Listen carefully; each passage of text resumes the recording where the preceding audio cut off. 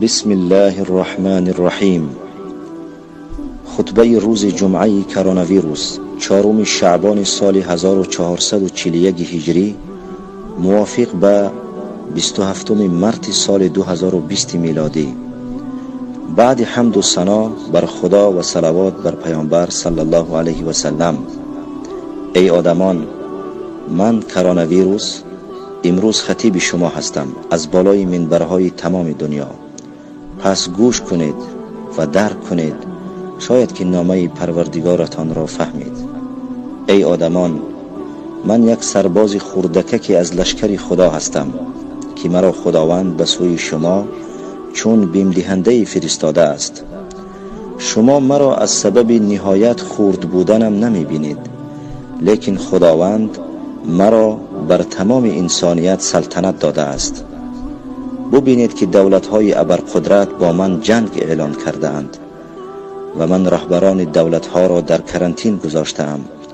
آدمان را در خانه‌هایشان محبوس کردم و من کارهایشان را باز داشتم و دلها را پر از ترس کردم، حتی اینکه مسجدها بسته شدند. امروز حتی از خطبه امامهایتان محروم گشته اید. برای کافران ضعف و عجزشان را نشان می‌دهم که ادعای قدرتمندی می‌کردند و من حجت خداوند بر ضد آنها هستم. برای مؤمنان باشد سخن دیگر دارم. به آنها گفتنی هستم که من برای جسدهای شما تنها کسلی نیستم، بلکه من دوایی هستم برای دلهای غافل شما. من رسول هستم از طرف محبوب دلهای شما.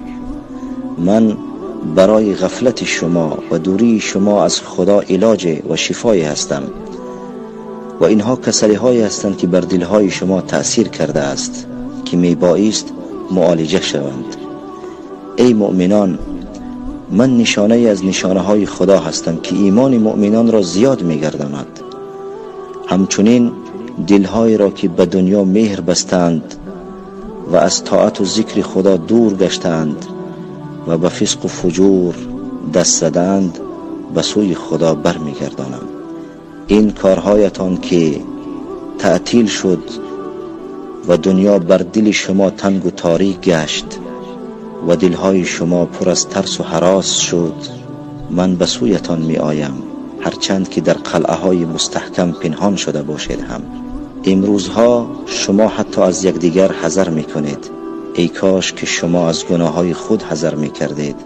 شما از جمعه محروم گشته اید، پس خود را از جمعه خدا محروم نکنید.